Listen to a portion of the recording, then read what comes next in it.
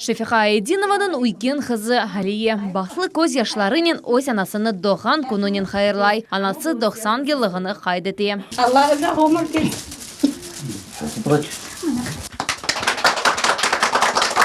Юбилярның әві мұсафірлерінен толу қуанчылы күлкі, гүллер, бақшышлар ве бақыт көз яшлары.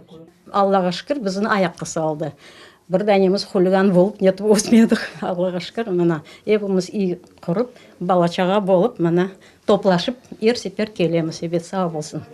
Шефиха Айдинова қанқыл көйінде чоқ балалы хорантада доғды. Хаста олғаны себебінден мектепні бітіріп оламады. Женг башланды. Бабасы ве ағаларыны жебеге йолладылар. Анасының берабер 12 яшлы Шефиха совет аскерлеріне ярдым етті. Атты яраланды. Деңізден біреулер шықты. Уақыт баламыз білмейдер. Башладылар біздердің атмаға. Аяғыма келіп оқ кірді. Оны тезен менінде о ерде врач жоқтырып, сабынман пабынман алып байладылар.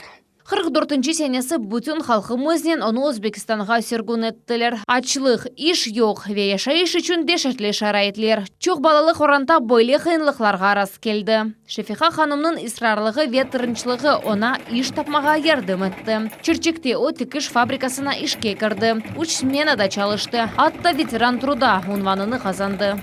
Фабрикада купайка тігедім, ұшсанлар тігедім, военный. Военный емес еді. Бек яқшы çalışқаным үшін 4-5 жыл çalışқандан кейін почетный грамота берділер.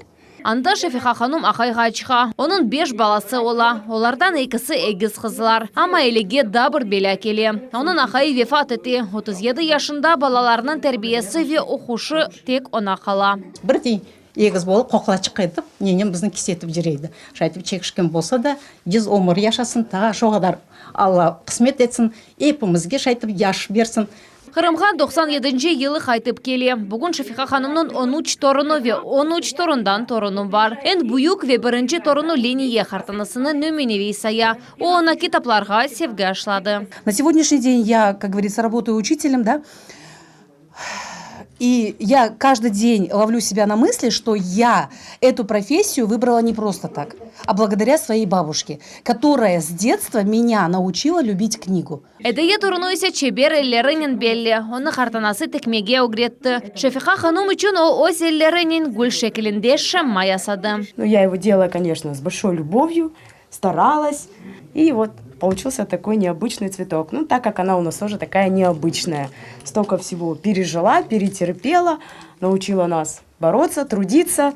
Шефиха ханым текмеге пек севе. Бір көзі яқшы көрмегеніне бақмадан о көзліксіз çalışа. Ona en küçük kızı Pakize yardım etti. Эпі сантерлеріне өзі үшін өзі тіке. Бір антер текмек үшін бір күн масраф etti. Если она не будет шить, она болеет. Она, когда садится, начинает шить, она забывает обо всем. У нее не болит ни давление, ни ноги, ничего. Büyük bayram sofra başında en yakınlar toplandı. Musafirler hatta Astrakhan şehrinden geldiler. Herkes büyük ailenin başını hayırlaylar. С днем рождения! Желаю счастья, долгих лет жизни.